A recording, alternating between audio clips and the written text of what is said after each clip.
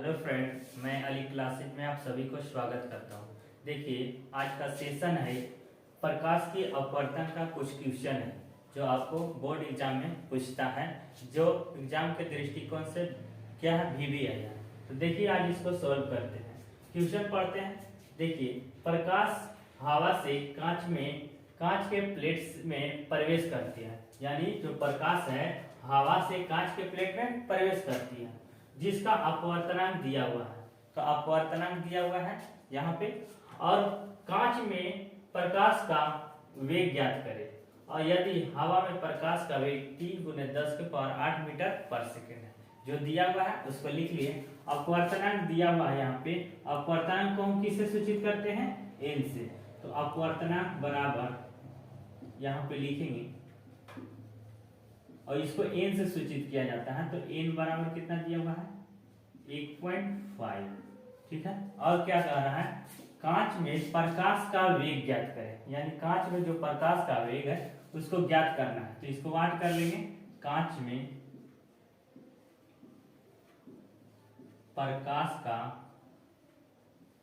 वेग बराबर वाट। क्यों? क्योंकि ये पूछ रहा है। अब आगे देखिए, यदि हवा में प्रकाश का वेग दिया हुआ, हवा में प्रकाश का वेग क्या हुआ है? दिया हुआ है। तो इसको भी लिख देते हैं यहाँ पे। हवा में प्रकाश का वेग कितना दिया हुआ है?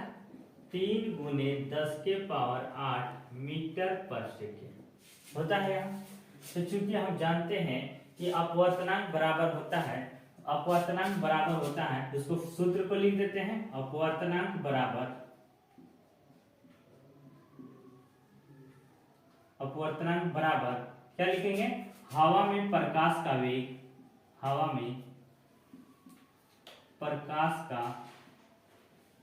वेग, ये अलग है, बटा क्या माध्यम में, यानी हवा में प्रकाश का वेग लिख दिया। अब क्या बटा कांच में प्रकाश का वेग, कांच में प्रकाश का वेग, ये फॉर्मूला होता है। ठीक है। अपवर्तनांक कितना दिया हुआ है? अपवर्तनांक दिया हुआ है 1.5। 1.5 यहाँ बैठा दिया।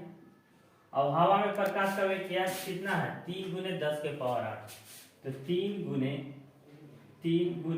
10⁸ लिख दिया। और क्या कांच में प्रकाश का वेग, वेग को हम v मान लेते हैं ताकि आसानी होगा। वेग, कांच में प्रकाश का वेग क्या ले लिया हम? v माने हैं हम। तो अब देखिए, इसको हमको निकालना है। तो क्या करेंगे हम? इसको और इसको में क्रॉस मल्टीप्लाई करेंगे। आइए यहाँ पे हम बनाते हैं। देखिए, इसको क्या करेंगे? v गुने 1.5, तो v गुने 1.5 बराबर क्या है? 3 × 10⁸ लिख दिए। तो v बराबर हो जाएगा 3 × 10⁸ बटा 1.5 होगा ना इतना। अब क्या करेंगे इसको? देखिए, 1.5 यानी 1.5 हुआ, और 1.5 दूना 3 होता है, तो काट देंगे तो यहाँ 1.5 दूना 3, 2 हो जाएगा। तो इसका हो गया आपको 2 × 10⁸ मीटर पर सेकेंड। तो आपको v का मान निकल गया, यानी कांच में प्रकाश का वेग निकल गया। ठीक है, क्लियर यहाँ तक? अब आगे देखिए, ये समझ में आ गया ना। यहाँ पे हम लिखेंगे अपवर्तनांक बराबर हवा में प्रकाश का वेग बटा कांच में प्रकाश का वेग। कांच का प्रकाश का वेग को हम v से सूचित कर दिए, और फिर हम निकाल दिए अपवर्तनांक दिया हुआ था, और हवा में प्रकाश का वेग दिया हुआ था, और कांच का वेग ज्ञात करना था, तो v ले लिए और इसको फिर सोल्व किए हैं। ठीक है। अब आगे देखिए, एक और क्वेश्चन है, दूसरा क्वेश्चन, जो ये भी क्या है? बिहार बोर्ड के एग्जाम से VBI है। ये देखिए, इस क्वेश्चन को पढ़ते हैं फिर आपको बताते हैं। देखिए, 20 सेंटीमीटर गहरा एक तालाब जल से भरा हुआ है, यानी कोई तालाब है और उसकी गहराई कितना है? जल से भरा हुआ है 20 सेंटीमीटर। ये मान लीजिए तालाब है और इसकी क्या ना 20 सेंटीमीटर, यहाँ से यहाँ पानी है और ये 20 सेंटीमीटर है। ठीक है। अब आगे देखिए, जल का अपवर्तनांक 4.3 है, यानी जो पानी का अपवर्तनांक है या जल का, तो उसका कितना अपवर्तनांक है? 4.3 है। अब कह रहा है उस तालाब की आभासी गहराई ज्ञात करें। तो उसकी आभासी गहराई ज्ञात करने के लिए बोल रहा है। तो इसका फॉर्मूला होता है अपवर्तनांक बराबर, अपवर्तनांक को हम n से सूचित करते हैं। अपवर्तनांक बराबर लिखेंगे, अपवर्तनांक बराबर होता है वास्तविक गहराई, वास्तविक गहराई, वास्तविक गहराई बटा काल्पनिक गहराई। इसका फॉर्मूला होता है, ये याद करना पड़ेगा।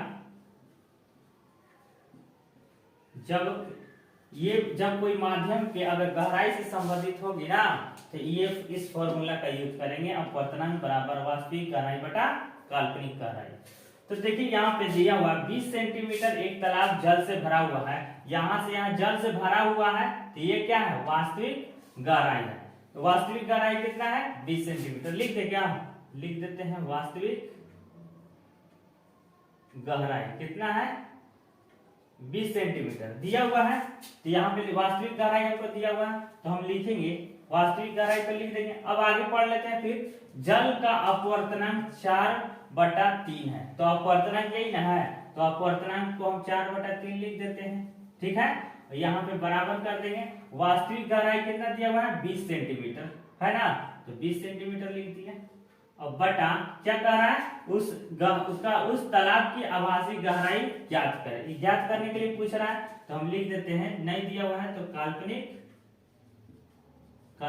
गहराई हो गया। अब देखिए इसको सॉल्व करेंगे।